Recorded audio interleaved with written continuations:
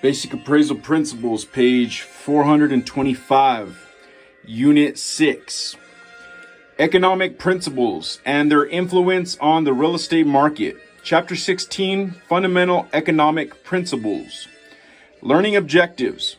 When you have finished reading the chapter in Unit 6, you should be able to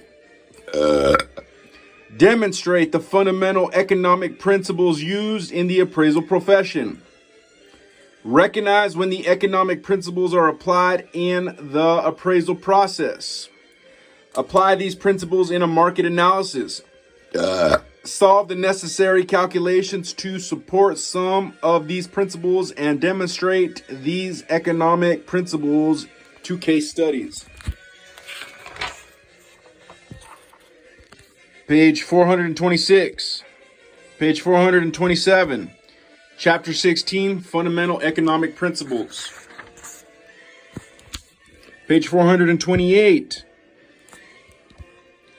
Over the years, by observing the actions of buyers, sellers, and investors in the marketplace, appraisers have developed a reliable body of principles known as the fundamental economic principles that guide the appraiser in making decisions in the valuation process. The appraiser uses these economic principles to attempt to explain the rationale of market behavior that affects value. Many of these principles work in concert with one another. To help illustrate this point, the principles have been grouped based on their purpose and how they are intertwined with other principles. Principles based on availability of product, supply and demand, transferability, competition, affect supply and demand, balance, reliant on equal support, equal supply and demand, absorption rate, applies rating system to supply/demand, supportive data for supply/demand conclusions, months supply of inventory, supportive data for supply/demand conclusions, change, affects supply and demand.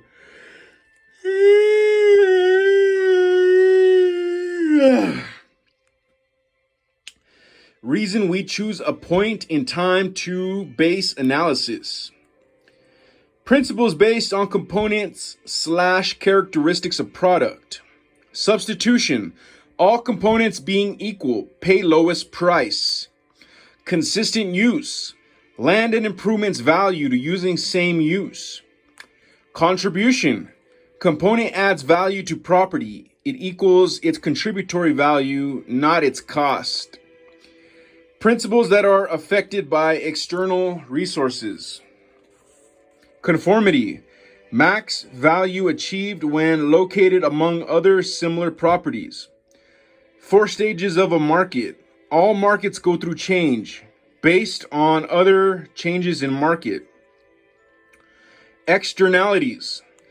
Outside forces affect value of property. Progression. Positive outside forces increase property value. Regression. Negative outside forces decrease property value. Principles that are based on expectations or predictions. Anticipation. The expectation of future benefits. Opportunity. Cost. Decision based on projected return of 2 opportunities. Principles based on the 4 agents of production. 4 agents of production. Capital. Entrepreneurial coordination. Land and labor. Surplus productivity. Net income after agents of production satisfied. Increasing and decreasing returns. Utilizes for agents to generate return. Economies of scale. Choose best element of comparison to establish highest and best use. Extra notes. Copy page 428 and put in notebook. This is the heart. Principles was underlined. Supply and goes down, and then a down arrow, and then demand goes up. And basis for the principles. Extra note. Page 429. Principle of supply and demand. The principle of supply and demand affects all marketable commodities, including real estate. Supply and demand as an appraisal principle states that the value of a property depends on the quantity and price of the property type available in the market, and on the number of market participants desiring that type of property and the price that they are willing to pay.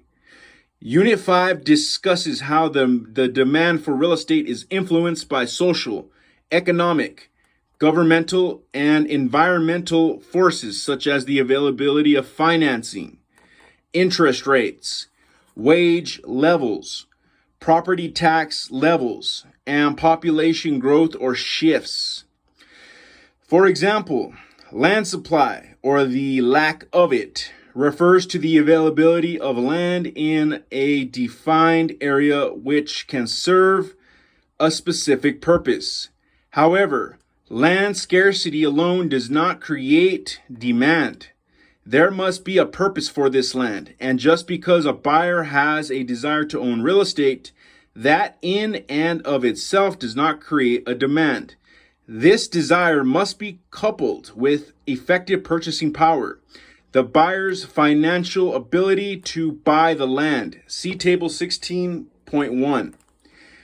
These interdependent factors that create value are supply, utility and scarcity, demand, desire and purchasing power, and transferability. Supply, utility and scarcity. Supply is defined as the total amount of product available to consumers. In real estate, this might be referred to as the total number of particular type of property available for sale or lease at various prices in a defined market during a specified period. Utility, which means use.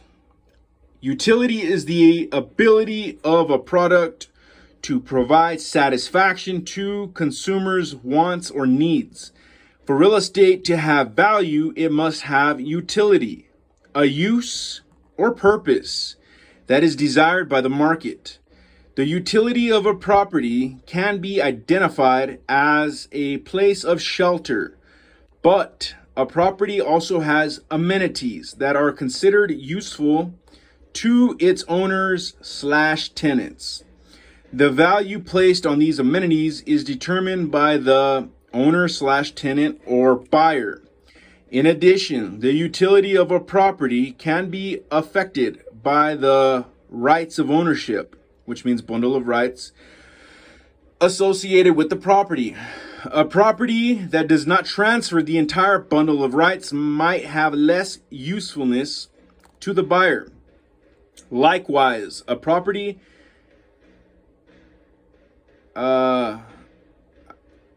that is inhibited by such things as zoning regulations or environmental restrictions might limit the usefulness of a property and affect its value.